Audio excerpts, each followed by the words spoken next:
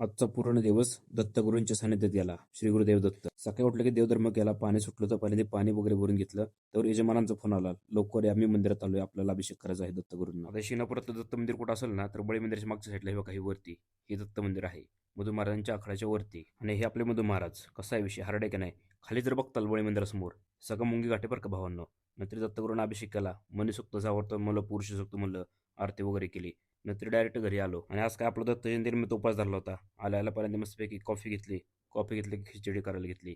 बरेच दिवस झाले मी खिचडी खात नव्हतो. पण आज स्वतः वैयक्तिक खिचडी केली. त्याच्यामुळे विषाडमध्ये ना जबरदस्त झालता विषय. तसं मला आहे ना स्वतःला असं पदार्थ वगैरे बनवायला खूप आवडतं. तसं काय विषय नाही. नंतर 4-4:30ला दुसरं काम आलं होतं. खाली आलो. गोमातेचं दर्शन झालं. कुठल्या रूपात दत्त महाराज दर्शन देतील काय सांगता येत नाही भावांना. दहिवडीला जाताना बुंदुकी वस्तीवरच इथंच दत्त मंदिर होतं आणि तिथं आपल्याला अभिषेक करायचा होता. अभिषेक खटमध्ये म्हणला, रांगोळी जर बघताल तर विषय हार्ड. आणि खरंच माझा संपूर्ण दिवस आहे ना सकाळ ते संध्याकाळ पूर्ण दत्तात्रयांच्या सानिध्यात गेला. परत दत्त महाराज मंदिरात आलो.